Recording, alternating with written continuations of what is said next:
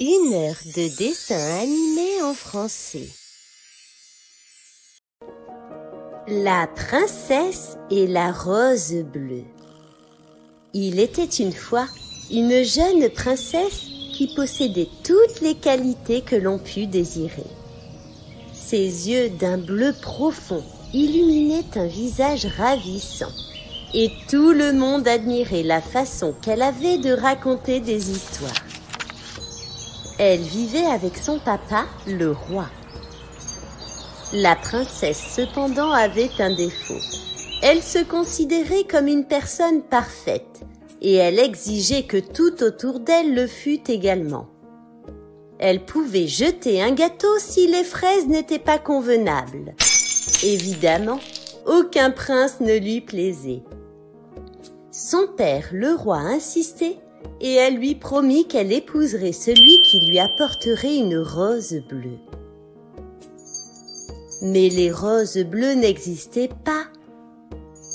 Le roi l'annonça à la cour, et le prince qui apporterait la rose bleue l'épouserait le jour même. Nombreux furent ceux qui partirent à la recherche de cette rose dans l'espoir de devenir le gendre de l'empereur. Beaucoup abandonnèrent. Certains apportèrent des trésors. Mais la princesse les refusa. D'autres apportèrent de délicieux gâteaux. Mais la princesse les refusait toujours. Un soir d'été, qu'elle admirait le coucher du soleil, elle entendit un poète chanter. C'était un beau jeune homme à la voix douce et harmonieuse. Elle en tomba aussitôt amoureuse. Il souhaitait l'épouser, mais elle lui répondit « Hélas, j'ai juré que je n'épouserais que celui qui serait capable de me rapporter une rose bleue. Jusqu'à présent, personne n'y est parvenu. »« Eh bien moi, j'y parviendrai. Ce n'est pas difficile. Il y a des roses bleues de partout. » Le lendemain, il arriva au palais avec une rose de couleur crème. Il la présenta à l'empereur qui se moqua de lui. Il fit néanmoins appeler sa fille.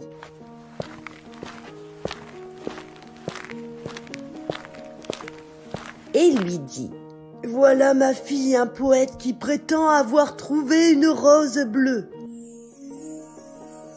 Et la princesse répondit « Mais oui, mon père, elle est bleue, c'est la plus belle rose que j'ai jamais vue, elle est bien bleue. » Tout le monde de la cour partagea la stupéfaction du roi. Tout le monde voyait une rose crème et non bleue.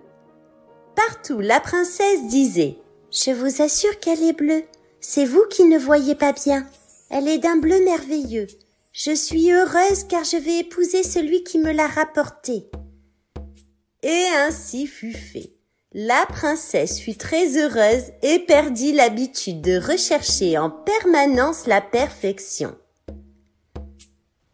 Si vous avez aimé cette histoire, n'hésitez pas à vous abonner à la chaîne. À bientôt! Hector, le monstre gentil. Il était une fois Lucas, un petit garçon qui vivait avec ses parents. Lucas était un petit garçon très courageux. Il aimait jouer aux super-héros avec ses amis et n'avait peur de rien, sauf d'une chose, le noir. Pour Lucas, la nuit était terrifiante. Le soir, dans son lit, il avait peur que des monstres se cachent dans l'obscurité.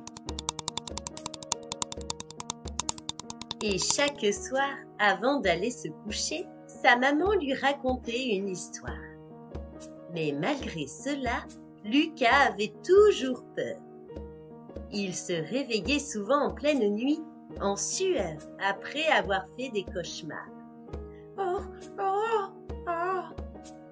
Un soir, Lucas décida qu'il en avait marre d'avoir peur. Il voulait vaincre sa peur et être un vrai héros. Il demanda à sa maman de lui acheter une lampe de poche pour qu'il puisse explorer sa chambre dans le noir. Le soir même, Lucas alluma sa lampe et se mit à explorer sa chambre. Il avait un peu moins peur, car il pouvait éclairer chaque coin de la pièce. Il examina sous son lit, derrière son armoire et dans son placard. Mais rien. Cependant, une fois qu'il avait éteint la lampe, il avait toujours peur. Il avait toujours l'impression qu'un monstre se cachait dans l'obscurité. Un soir, alors qu'il était couché dans son lit, Lucas entendit un bruit. Il frissonna de peur. Il avait l'impression que le monstre sous son lit allait le dévorer. Il ferma les yeux. C'est alors qu'il entendit une voix. « Lucas, s'il te plaît, ne sois pas effrayé. Je suis moi aussi effrayé du noir. » Lucas ouvrit les yeux et vit un petit monstre vert sortir de sous son lit. « Qui es-tu » demanda Lucas. « Je m'appelle Hector. Je suis un petit monstre qui a peur du noir. » Lucas fut surpris. « Mais pourquoi es-tu sous mon lit ?» demanda Lucas. « J'ai peur de dormir seul. Je me cache sous le lit de tous les enfants qui ont peur du noir. Mais je ne suis pas méchant. Je veux juste de la compagnie. » Lucas réfléchit un moment. Hector n'avait pas l'air méchant. Peut-être qu'il pouvait être son ami. « D'accord, tu peux rester avec moi, mais tu ne dois pas me faire peur. » Hector grimpa dans le lit de Lucas. Ils passèrent la nuit à parler de leur peur et à se rassurer l'un et l'autre. Dès lors, Hector resta avec Lucas toutes les nuits. Lucas n'avait plus peur du noir car il savait que son ami était là pour le protéger. Petit à petit, il devint de plus en plus courageux et ne se réveilla plus la nuit. Ainsi, Lucas avait vaincu sa peur du noir grâce à son ami Hector, un petit monstre qui n'était pas si méchant que ça. Lucas avait compris qu'il est important de trouver des moyens de surmonter ses peurs. Et parfois, la chose qui nous effraie le plus peut être notre plus grand ami. Si vous avez aimé cette histoire, n'hésitez pas à vous abonner à la chaîne. À bientôt! Toto le dino. Il était une fois, dans une vallée verdoyante, un petit tricératops nommé Toto. Toto était un dinosaure très curieux, toujours en quête d'aventure. Un jour, alors qu'il se promenait près d'un étang, il entendit un bruit étrange. Intrigué, il s'approcha lentement. « Bonjour, petit tricératops. » Un énorme diplodocus s'approchait lentement. « Tu es bien courageux de t'approcher ainsi. Je suis Dina, le diplodocus. Que fais-tu par ici ?» Toto, émerveillé par cette rencontre, répondit. « Je m'appelle Toto et je suis juste en train de me promener. Que fais-tu dans cet étang, Dina ?» Dina expliqua à Toto qu'elle aimait venir se rafraîchir dans l'eau et observer les poissons nager.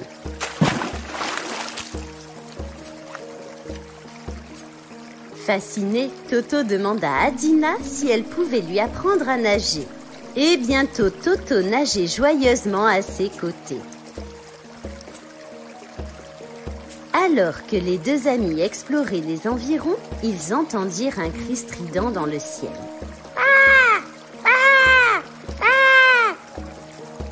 Levant les yeux, ils virent un ptérodactyle voler en cercle au-dessus d'eux. Intrigué, Toto cria « Bonjour là-haut, qui es-tu » Le ptérodactyle se posa près de Toto. « Salut Toto, je suis Pipo le ptérodactyle. J'aime voler et voir le monde d'en haut. Veux-tu essayer de voler avec moi ? Toto, excité à l'idée de voler, accepta avec enthousiasme. Mais comme Toto n'avait pas d'aile, il lui construisit une montgolfière pour qu'il puisse voler en toute sécurité.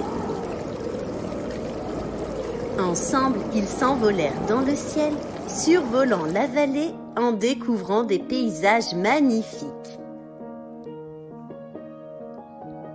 Mais tout à coup, un énorme bruit retentit dans la vallée. Toto, Dina et Pipo se précipitèrent vers la source du bruit et découvrirent une montagne volcanique en éruption. Paniqué, Toto demanda à ses amis ce qu'il devait faire. Dina proposa de se rendre à l'abri dans une grotte. Mais sur le chemin, ils rencontrèrent un stégosaure blessé par les rochers tombés du volcan. Sans hésiter, Toto, Dina et Pipo unirent leurs forces pour aider le stégosaure à se mettre à l'abri. Tous ensemble, ils entrèrent dans la grotte. La montagne volcanique se calma peu à peu. Toto, Dina, Pipo et le stégosaure se retrouvèrent pour célébrer leur victoire. Ils réalisèrent que c'était grâce à leur amitié, leur solidarité et leur courage qu'ils avaient surmonté cette épreuve. Toto comprit que même s'il était petit, il était capable de grandes choses lorsqu'il était entouré d'amis fidèles.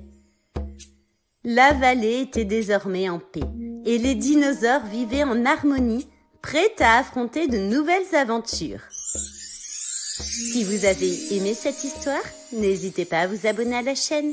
À bientôt!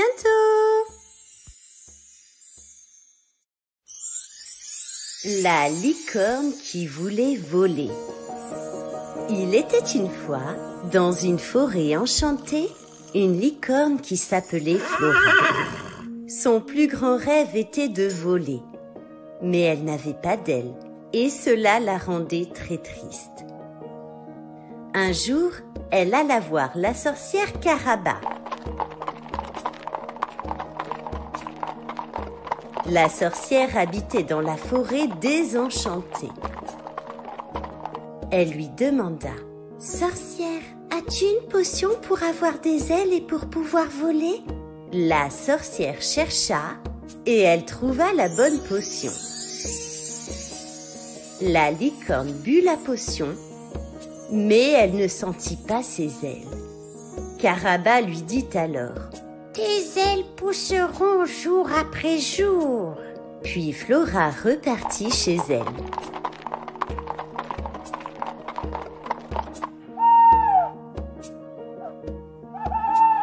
Mais le lendemain, pas le moindre signe d'aile sur son dos. Elle était si déçue. Elle se mit en route pour rendre visite au magicien De la Vega, qui habitait dans la montagne blanche.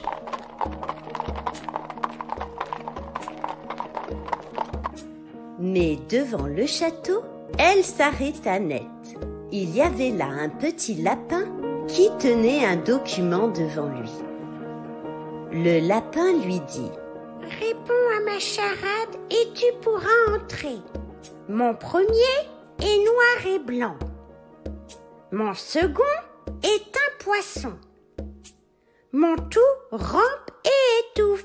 Qui suis-je » Flora donna sa réponse. Un python ? C'est bien, Flora, tu peux entrer au château. Flora arriva devant le magicien. Elle lui dit: « Magicien, je voudrais voler mais je ne peux pas. La sorcière Caraba m'a donné des ailes, mais elle a dû oublier un ingrédient. » Le magicien lui dit alors: « Bois cette potion et dans 10 minutes, tu pourras voler. » Mais 10 minutes plus tard, aucun changement. « Va donc au palais des fées, » lui dit le magicien. En chemin, elle entendit du bruit. Soudain, un dragon nommé Cerbère arriva en rugissant et en crachant du feu. Il dit d'une voix caverneuse: « Licorne, je rendrai la reine des fées à condition que vous me donniez à manger. » Flora utilisa son pouvoir et récita sa formule magique. Son pouvoir agit et le dragon s'éloigna. La licorne trouva la reine des fées. Celle-ci l'appointa de sa baguette magique. Flora ferma alors les yeux. Quand elle les ouvrit, elle vit qu'elle était dans les airs. Elle était très haut et elle s'éloignait toute contente. Si vous avez aimé cette histoire, n'hésitez pas à vous abonner à la chaîne. À bientôt! Le loup et la lune de miel. Il était une fois un loup qui habitait en forêt. Le loup avait très faim, une faim de loup. Même en flairant dans les champs, il ne trouvait rien à se mettre sous la dent. Pas le moindre agneau, pas la moindre chevrette, pas le moindre petit chaperon rouge. Mais alors qu'il se promenait, le renard vint à passer. « Approche un peu !» lui dit le loup. Le renard s'approcha. Puis il lui répondit: « Tu as faim? Ce n'est pas la nourriture qui manque. Mes os de renard sont vieux et durs. Suis-moi et je te promets que tu vas te régaler. » Le loup flairait le piège. Mais les bonnes paroles du renard lui avaient mis l'eau à la bouche. « Très bien, » lui dit-il. « Je vais te suivre, mais méfie-toi. Si tu cherches à me tromper, je ne ferai de toi qu'une bouchée. » Je vais te dire mon secret, lui souffla le renard. La lune que tu vois dans le ciel est un énorme gâteau de miel. Les étoiles qui brillent au-dessus de nos têtes sont en fait de grosses abeilles. Ce sont elles qui le fabriquent et je n'en connais pas de plus délicieux. Tu y as donc goûté ? Lui demanda le loup. Bien sûr. Pourquoi crois-tu que certaines nuits, on n'en voit qu'un seul quartier? C'est tout bonnement parce que j'ai mangé le reste. Et les abeilles du ciel se hâtent de le reformer. Le loup affamé contemplait la lune dorée qui brillait dans le ciel. Elle était pleine. Le gâteau était entier. Et au fond de ses yeux, il ne voyait plus une lune, mais un énorme gâteau de miel, doré et sucré à souhait. « Mais comment fais-tu pour l'atteindre » demanda-t-il au renard, les yeux perdus dans le vague. « C'est bien là mon secret. Suis-moi. »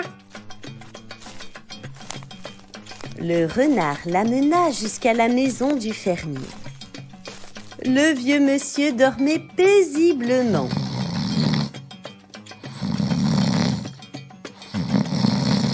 Maître Hibou les observait.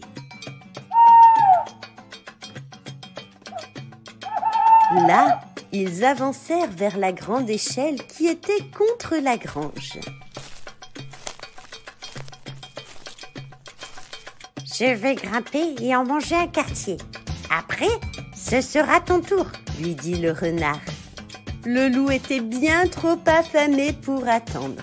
« Pas question !» cria-t-il. « Je passe le premier !» Le loup grimpa avec agilité. Il n'y avait plus dans son regard qu'un énorme gâteau de miel qui brillait. Quand il fut tout en haut, le loup se plaça sur un nuage. Et c'est à ce moment-là que le renard retira l'échelle. Le loup pris au piège hurlait de colère. Le renard fit un clin d'œil à la lune et repartit tout content. Voilà pourquoi aucun autre loup n'a jamais cherché à dévorer un renard. Méfiance, ce sont des bêtes trop malines qui finissent toujours par vous rouler dans la farine. Si vous avez aimé cette histoire, n'hésitez pas à vous abonner à la chaîne. À bientôt! Le renne perdu du Père Noël.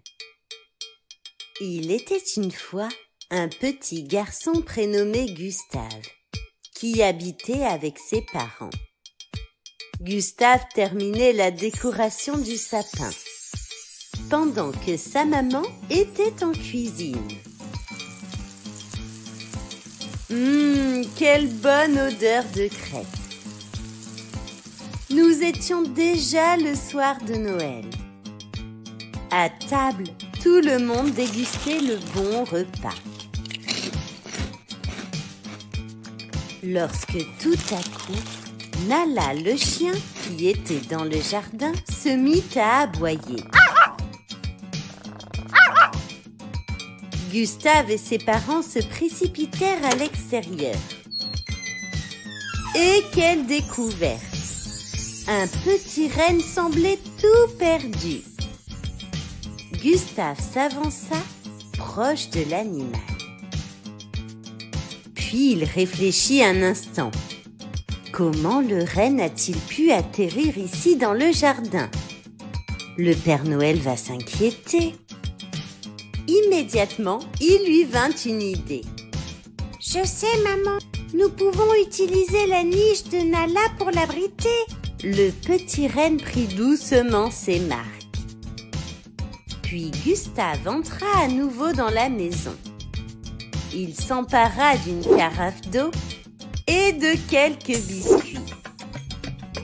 Le petit garçon sortit à nouveau et disposa le bon repas pour le renne dans la niche. Le renne semblait si content de cette attention. Sa maman lui dit alors: « Il ne manque de rien maintenant. Nous pouvons entrer à la maison. Le Père Noël viendra le chercher ce soir. » Puis Gustave partit dans sa chambre. Il regardait par la fenêtre son nouvel ami. Puis il se coucha et s'endormit très vite. Et le lendemain matin, il se réveilla. Il faisait encore sombre dehors, mais Gustave ne perdit pas une minute. Il traversa le salon où des dizaines de cadeaux attendaient, sans même y prêter attention. Il ouvrit la porte et se rendit devant la niche. Son ami le renne n'était plus là. « Gustave !» cria sa maman. « Viens voir, le Père Noël a déposé des cadeaux !» Le petit garçon était un peu déçu. Il aurait aimé garder ce gentil renne encore un moment. Il rentra doucement à la maison. Il ouvrit ses cadeaux et lorsqu'il eut fini, il regarda à nouveau par la fenêtre. Et que vit-il à travers les nuages? Le Père Noël passait avec ses rennes. Il reconnut en tête de traîneau son ami de la veille. Tout était bien qui finissait bien. Le renne perdu du Père Noël avait retrouvé les siens. Si vous avez aimé cette histoire, n'hésitez pas à vous abonner à la chaîne. À bientôt! Le loup et les animaux de la forêt. Il était une fois, dans une grande forêt, un loup courageux et rusé du nom de Louis. Louis était un loup solitaire qui vivait dans une grotte cachée au milieu des arbres. Il était réputé pour sa force et son intelligence, mais il était également connu pour être le meilleur ami des animaux de la forêt. Un jour, alors que Louis se promenait tranquillement, il entendit des pleurs au loin. Curieux, il suivit le son et découvrit un petit lapin tout tremblant. « Qu'est-ce qui ne va pas, mon ami ?» demanda Louis. « Je suis perdu, » sanglota le lapin. « Je ne trouve pas le chemin pour rentrer chez moi. » Ainsi, Louis et le lapin malin partirent à la recherche du chemin du lapin. Ils traversèrent des rivières, passèrent des falaises et explorèrent des buissons touffus. Finalement, après de longues heures, ils trouvèrent la maison du lapin. Reconnaissant, le lapin le remercia chaleureusement. Et quelques jours plus tard, alors que Louis passait proche de la rivière, il entendit des bruits. Curieux, il s'approcha du buisson et découvrit un renard dans une cage. Le renard expliqua qu'il était tombé dans un piège tendu par des chasseurs et qu'il ne pouvait plus bouger. Le loup aida le renard à se libérer et ensemble ils marchèrent. Ils arrivèrent à la grotte de Louis. Louis et le renard devinrent de grands amis. Le renard était un ami fidèle qui ne trahissait jamais la confiance de Louis. Mais c'est alors qu'un orage violent éclata dans la forêt. Les éclairs illuminaient le ciel et le tonnerre grondait si fort que tous les animaux se cachaient. Louis, inquiet pour ses amis, décida de les réunir en un seul endroit sûr. Il courut à travers la forêt, alertant les animaux. Il les conduisit jusqu'à la grotte. Les animaux se regroupèrent tous. Ils étaient si reconnaissants d'être ensemble. Ils se sentaient en sécurité grâce à Louis qui avait veillé sur eux. Dans la grotte, Louis prononça un discours. « Mes chers amis, aujourd'hui nous avons appris une leçon. L'amitié est notre plus grande force. Quand nous sommes unis, rien ne peut nous défaire. » Les animaux applaudirent et promirent de toujours être là les uns pour les autres. Ils comprirent que l'amitié était plus importante que tout. Depuis ce jour, Louis et ses amis animaux vécurent en harmonie dans la forêt. Et le loup, Louis, avec son courage et sa gentillesse, devint le héros de la forêt, aimé et admiré par tous. Si vous avez aimé cette histoire, n'hésitez pas à vous abonner à la chaîne. À bientôt! Qui a volé le traîneau du Père Noël? Il était une fois, dans un petit village, un petit garçon prénommé Théo. Théo habitait avec ses parents. Ça y est, le sapin est fin prêt. Théo avait hâte de célébrer Noël. Nous étions enfin arrivés au soir de Noël. Théo savourait son gâteau et partit se coucher. Il s'endormit très vite.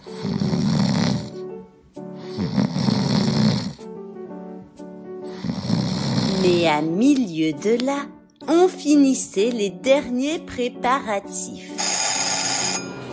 L'atelier des lutins battait son plein. Le Père Noël se préparait pour sa plus grande tournée. Mais en sortant, sous la neige, il découvrit avec stupeur que son traîneau avait disparu. Il sonna l'alerte. Les lutins cherchèrent partout, mais pas de trace du traîneau. Un des lutins, prénommé Davy, décida de partir à sa recherche. Il survola les villes, les montagnes et les rivières. Mais le traîneau du Père Noël avait bel et bien disparu. Il était désemparé. Comme il faisait froid, il décida de venir se chauffer dans la première maison qu'il trouva. Et il entra ainsi dans la chambre de Théo. L'enfant dormait paisiblement. Lorsque tout à coup, il ouvrit les yeux. Le lutin lui dit alors: « Petit garçon, je cherche de l'aide. Le traîneau du Père Noël a disparu. Nous ne pourrons pas livrer les cadeaux. » Et d'un coup d'étincelle, voilà Théo et Davy le lutin à l'atelier. Théo ne perdit pas une minute et se rendit où le traîneau avait disparu. Des traces de pas ici. Ensemble, ils les suivirent. Ils trouvèrent enfin le traîneau à l'abandon dans la forêt enchantée. Bravo Théo, dit le lutin. Nous allons pouvoir le ramener au Père Noël et qu'il commence à tourner au plus vite. Et d'un coup d'étincelle, Théo s'endormit.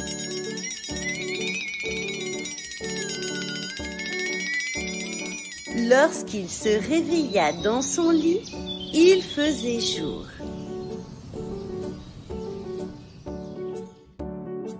Vite, il s'empressa de se rendre dans le salon.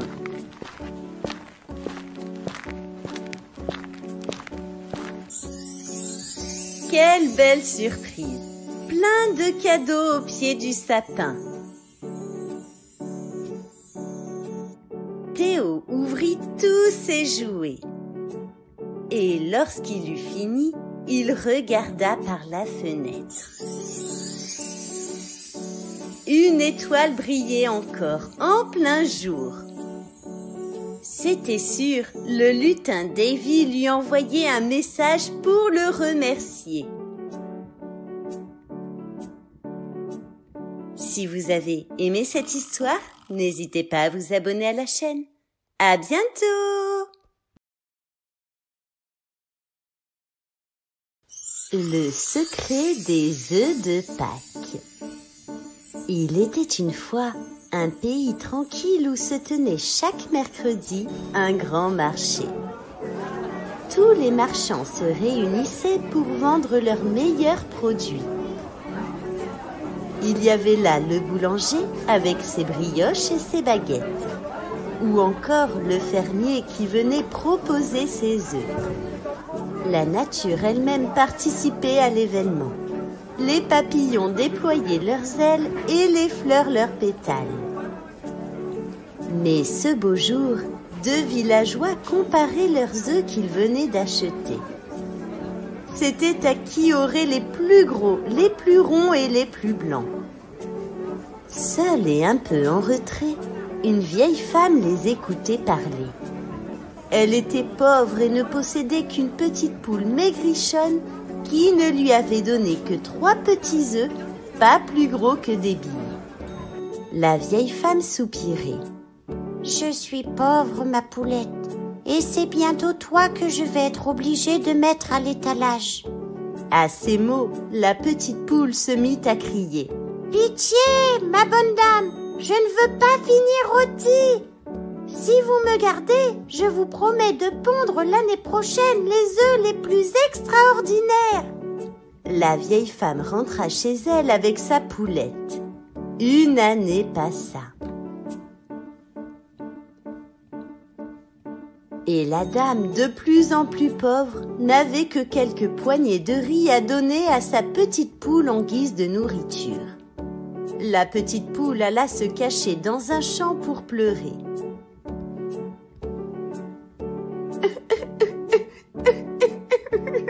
Que vais-je faire? Que vais-je devenir si je ne suis pas capable de donner à ma maîtresse que 3 petits œufs? Cette fois, elle sera forcée de me vendre et je finirai dans l'assiette. Autour d'elle, les fleurs et les papillons l'écoutaient. « Nous ne laisserons pas faire cela !» chuchotèrent-ils. À la tombée de la nuit, les fleurs se couchèrent sur le sol. Puis les papillons vinrent tourbillonner autour de la petite poule. Au matin, lorsqu'elle se réveilla, la poulette se sentait fraîche. Elle se mit à chanter et pondit 7 œufs. Ils n'étaient toujours pas bien gros, mais ils étaient de toutes les couleurs de l'arc-en-ciel. Toute heureuse, la petite poule courut chercher sa maîtresse. Celle-ci examina les œufs. « Tu as tenu ta promesse. Ce sont bien les œufs les plus extraordinaires que l'on puisse voir. J'ai eu raison de ne pas te vendre. » Le jour du marché, les œufs de la vieille femme attirèrent les curieux. On se bousculait pour les acheter et la pauvre fermière récolta plus de pièces d'argent qu'elle n'en avait jamais vues dans sa vie. Depuis ce jour, dans tout le pays, les gens essayaient de copier les œufs de la vieille dame en peignant et décorant les leurs. Mais ils ne réussirent jamais à les égaler en couleur et en délicatesse. La petite poule, aidée par les fleurs des champs et les papillons, gardait bien leur secret. C'est ainsi que lorsque s'annonce le printemps, on prend l'habitude de décorer les œufs. Si vous avez aimé cette histoire, n'hésitez pas à vous abonner à la chaîne. À bientôt!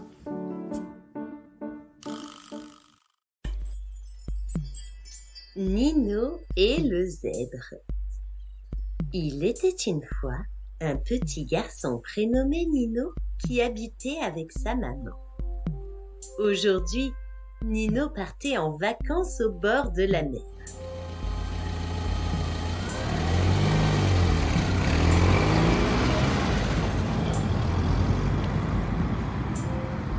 Aussitôt arrivé au camping, il partit se promener sur la plage.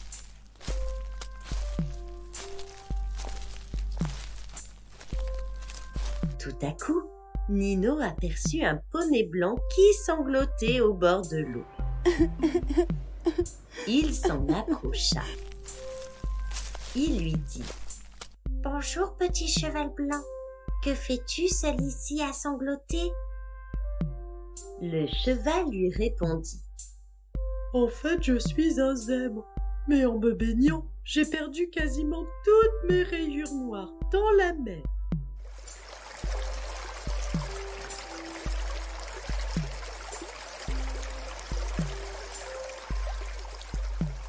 Comme c'était embêtant pour lui, il risquait de se faire gronder par sa maman et plus aucun de ses amis n'allait le reconnaître.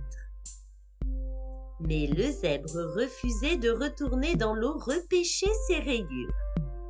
Nino, qui ne craignait rien, décida sur le champ d'y aller à sa place. Il plongea dans l'eau turquoise. Au milieu des coquillages et des algues, il croisa 1001 poissons. Des sardines, des saumons, des poissons aux multiples couleurs et même un hippocampe. Personne, même pas la tortue qui sait tout, n'avait aperçu les rayures du zèbre. Zut, zut et zut! Nino s'engagea encore plus bas. il se retrouva soudainement nez à nez avec un dauphin. Celui-ci avait une bien drôle d'allure, il était tout noir. Tiens, ne serait-ce pas les rayures de son ami le zèbre?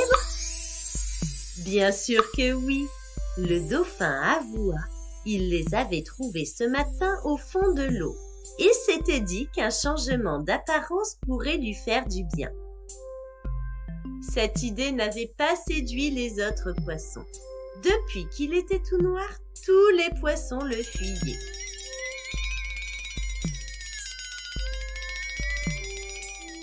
Si tu veux les rayures, prends-les, dit-il à Nino. Il le ramena à la surface. Aussitôt arrivé, la magie opéra. Le dauphin redevint gris et le zèbre récupéra ses rayures. Quelle joie pour lui de retrouver son aspect habituel. Ouf, grâce à Nino, la catastrophe fut évitée. Tout était bien qui finit bien au royaume des poissons. Si vous avez aimé cette histoire, n'hésitez pas à vous abonner à la chaîne. À bientôt!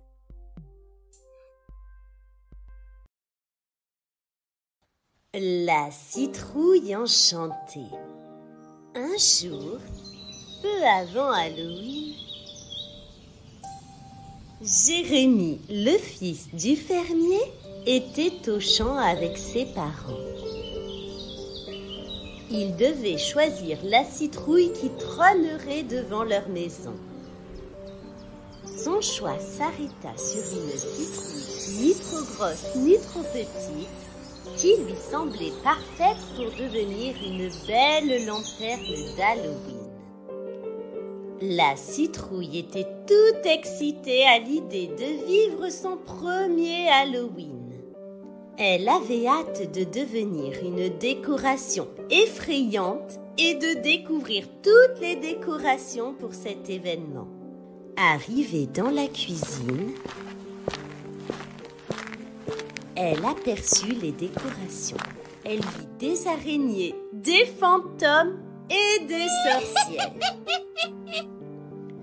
Puis vint le moment où Jérémie entreprit de transformer sa citrouille. La jeune citrouille savait comment cela allait se passer, car les autres citrouilles de son champ lui avaient tout expliqué. Jérémie retirerait ses graines, ferait des yeux, un nez et une bouche. Puis il placerait ensuite une chandelle à l'intérieur d'elle et le tour serait joué. Jérémie s'appliquait.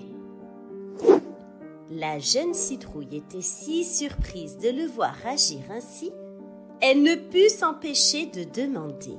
« Ah, c'est de cette manière que vous découpez les citrouilles pour en faire de magnifiques lanternes ?» Le garçon sursauta, surpris d'entendre parler sa citrouille. « Oh, tu peux parler? Es-tu une sorcière ?» demanda-t-il un peu effrayé.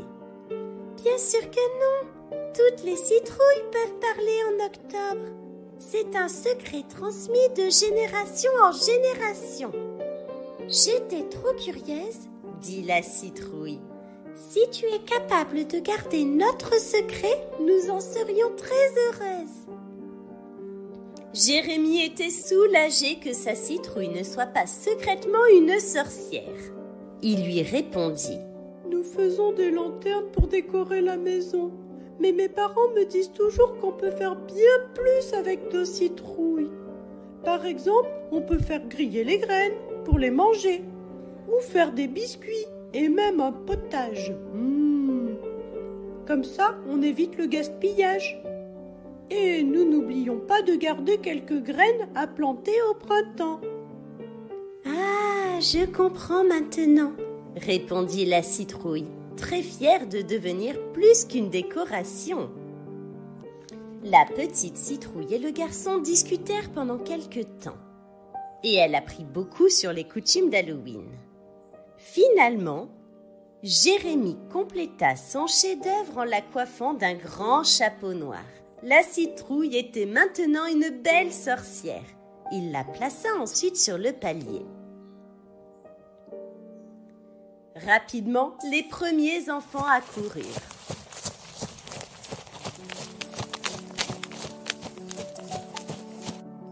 Jérémie ouvrit la porte. Des bonbons ou un sort! Des bonbons ou un sort! Jérémie fit la distribution de bonbons et les enfants filèrent à la maison voisine. La citrouille eut beaucoup de plaisir à fêter son premier Halloween. Jérémie, quant à lui, mangea de la tarte à la citrouille et regarda un bon film rempli de monstres et de sorcières avec ses parents. Si vous avez aimé cette histoire, n'hésitez pas à vous abonner à la chaîne. À bientôt! Gazouille, l'ours conteur. Il était une fois, dans les hautes montagnes des Pyrénées, Gazouille, un gros ours brun. Tous les soirs, des centaines d'animaux accouraient de toutes les vallées et montagnes. Ils venaient voir le gentil Gazouille au pied du grand sapin noir. En effet, Gazouille était un ours conteur. Il connaissait énormément d'histoires sur les animaux de la montagne. L'ours Gazouille savait raconter les histoires et captiver l'attention de la foule. Heureusement, à la fin de tous ces contes, les gentils animaux triomphaient toujours. Les animaux de la forêt écoutaient et repartaient chaque soir chez eux, le sourire aux lèvres. Ils pouvaient alors s'endormir tranquillement et se laisser transporter par de beaux rêves. Gazouille était l'ami de tous. Mais un jour, Gazouille s'en alla en direction du lac Émeraude pour faire sa toilette comme tous les midis. En arrivant, l'ours Gazouille fut surpris d'y trouver un rassemblement important d'animaux. « Bonjour les amis, que faites-vous tous ici ?» leur demanda avec curiosité Gazouille. « Nous t'attendions. C'est toi qui as volé mon petit Béraud? Tu l'as sûrement mangé !» l'inculpa avec colère Zoé, la maman écureuil. Son petit écureuillon avait disparu. « Pardon, je ne mange plus de viande depuis longtemps, vous le savez bien. Je ne me nourris que de fruits et de baies. Comment pouvez-vous m'accuser d'une telle atrocité ?» se défendit le grand ours. « Comment te croire? Tu es un ours et donc un prédateur naturel des écureuils, » lui dit avec aplomb le petit lapin Billy. « Tu étais où ce matin ?» l'interrogea d'un ton sec Joël Hérisson. « Eh bien, je faisais la grasse matinée au pied du grand sapin noir, comme tous les jours. »« Et des animaux t'ont vu dormir ?» questionna à son tour Paul le cerf. Tous les regards des animaux étaient figés sur Gazouille et ils exprimaient de la colère. Le grand ours préféra s'éloigner du groupe.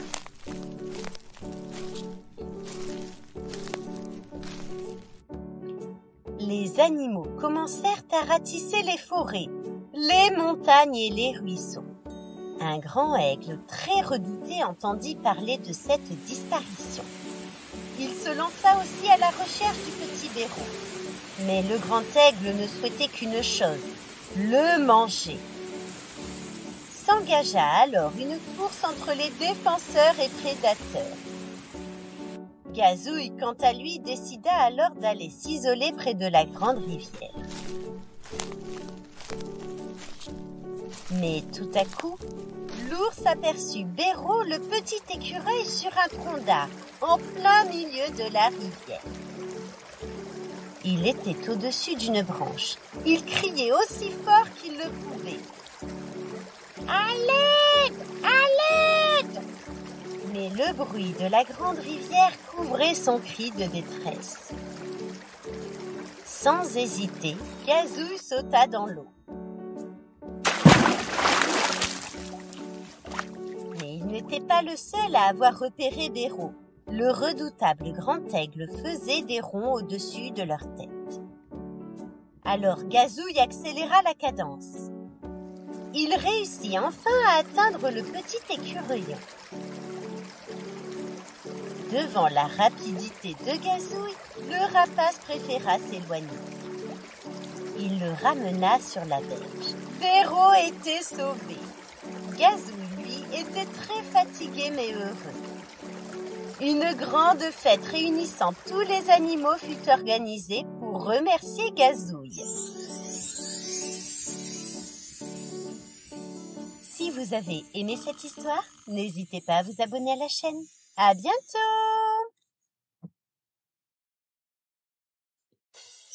Pacha, le chien courageux. Il était une fois, dans un village paisible, un chien du nom de Pacha. Pacha était un chien très courageux, toujours prêt à aider ses amis. Il vivait avec sa maîtresse, Madame Ponteflou, qui l'aimait tendrement. Un jour, Pacha se promenait dans la forêt voisine. Tout à coup, il entendit un cri de détresse. « Ah, au secours! Au secours !» Intrigué, il se précipita vers l'endroit d'où provenait le bruit. Là, il découvrit un petit lapin pris au piège dans un filet. Pacha s'approcha doucement du lapin et lui dit « Ne t'inquiète pas, petit lapin, je vais te sortir de là. » Avec courage, Pacha mordit le filet et libéra ainsi le lapin. Le petit lapin, reconnaissant, lui dit « Merci beaucoup, cher chien, tu m'as sauvé la vie. Maintenant, comment fais-tu pour être aussi courageux ?» Pacha, fier, dit « C'est que j'aime les autres, petit lapin. Je trouve la force d'affronter tous les dangers. » Et le lapin s'en alla gambader joyeusement dans la forêt. Quelques jours plus tard, Pacha se promenait à nouveau dans la forêt lorsqu'un bruit provenant d'un buisson attira son attention. Curieux, il écarta les feuillages et découvrit un petit écureuil en train de pleurer.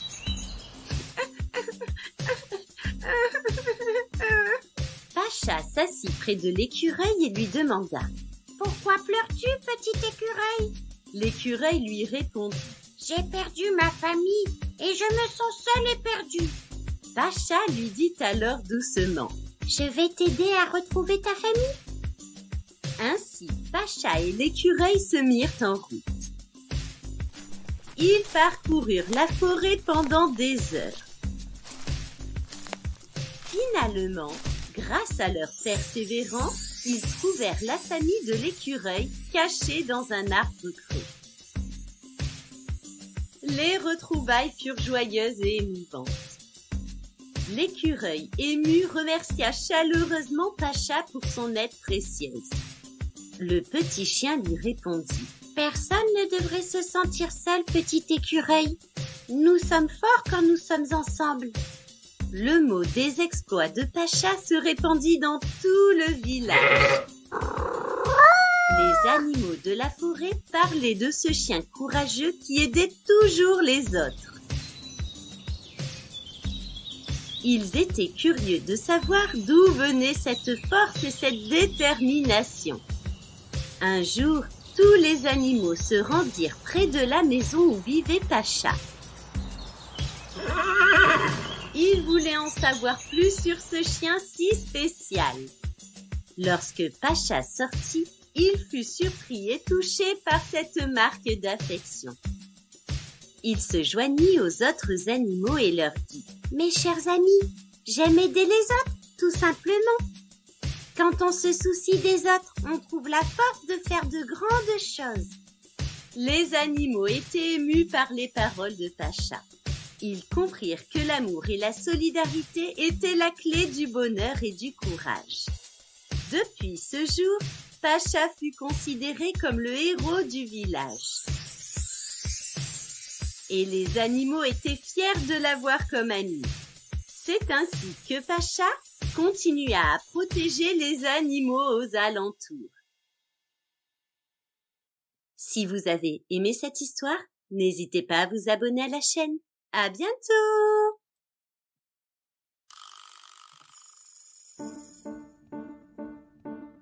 Le voleur de miel. Il était une fois une petite abeille nommée Mieline. Elle habitait en forêt. Et ce jour-là, elle s'envola faire quelques courses. Mais en partant, elle laissa la porte ouverte de sa ruche. Elle se promena un moment avant d'arriver chez son boucher. Elle acheta un saucisson et se remit en route. En chemin, elle butina quelques fois. Puis, elle arriva chez la crémière. En poussant la porte, ses yeux se fixèrent sur la grande horloge. 8 heures! Il faut que je rentre! S'écria-t-elle. J'ai mon repas à préparer! Mieline reprit le chemin du retour. Et c'est à peine si elle a dit bonjour à Pollux le cheval en face.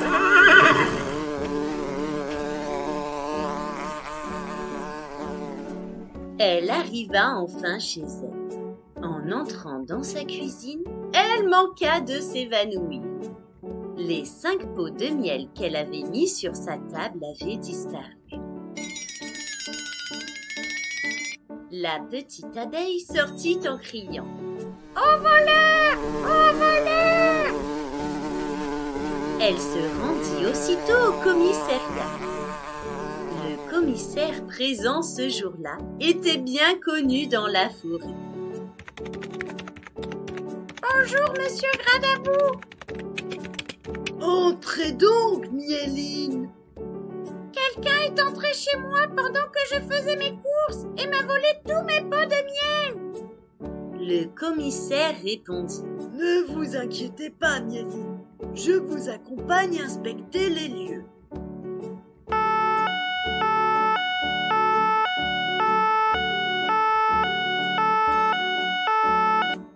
Arrivé dans la cuisine, il trouva un pot de miel au sol. C'était sans doute le voleur qui l'avait fait tomber. Et avec ses pattes, il fit des traces au sol. Suivons les traces de miel. Elles nous mèneront jusqu'au voleur. Ensemble, ils sortirent de la maison.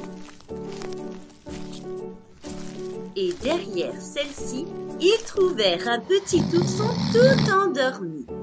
Autour de lui, les pots vides de Mieline. C'est le voleur! Il mérite que je le pique! Et elle grandit son éclat. À ce moment, le petit ourson ouvrit les yeux. Et il eut si peur qu'il se mit à courir en direction de la forêt. En entrant chez elle, Mieline se calma. Le commissaire lui dit « Voyons, Mieline, il semblerait que vous n'ayez pas fermé votre porte à clé. Et pour cette raison, le petit ourson est venu réclamer votre bon miel. » Et ils ne revirent plus le petit ourson qui avait fort appris la leçon. Celui-ci restait en forêt avec ses parents. Lorsqu'un beau jour, Mieline ouvrit la porte de chez elle. Elle sentit une douce odeur. De cerises. Au loin, elle aperçut le petit ourson qui lui souriait. « Merci, ourson, pour ces fruits savoureux !» Si vous avez aimé cette histoire, n'hésitez pas à vous abonner à la chaîne. À bientôt!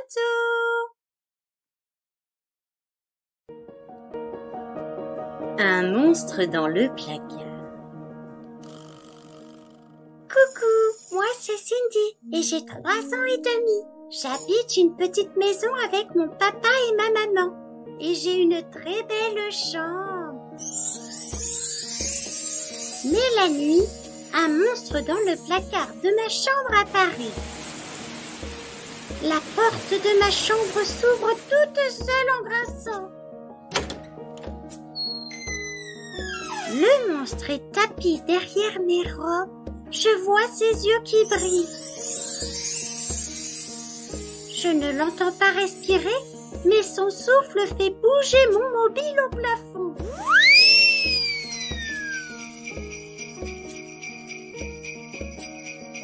Je me fais toute petite sous ma couette. Je ne bouge plus car j'ai peur qu'il me mange. Et si je reste si longtemps sans bouger, je m'endors.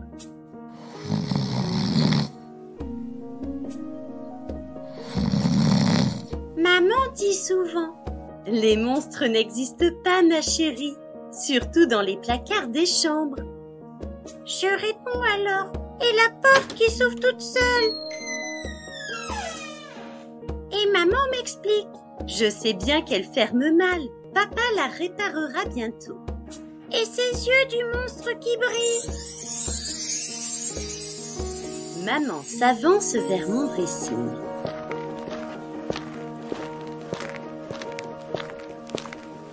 Mais non, ce sont les boutons de ta robe à cause de la lumière du lampadaire. Et elle tourne ma robe dans l'autre sens.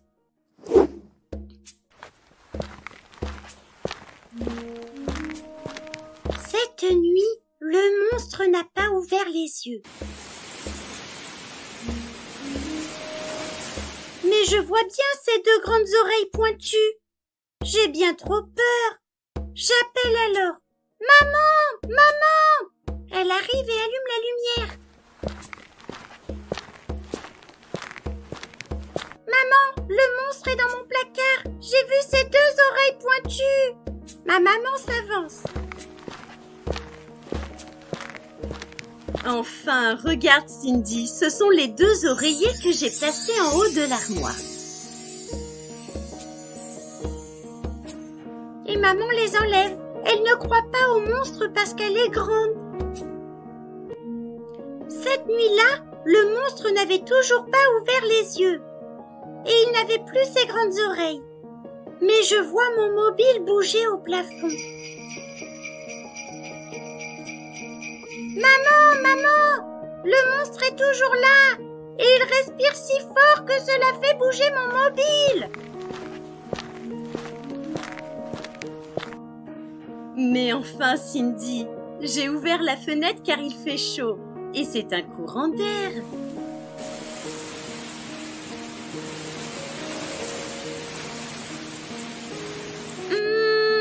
Je réfléchis. Cette fois-ci, je comprends. Les grandes personnes ont toujours réponse à tout.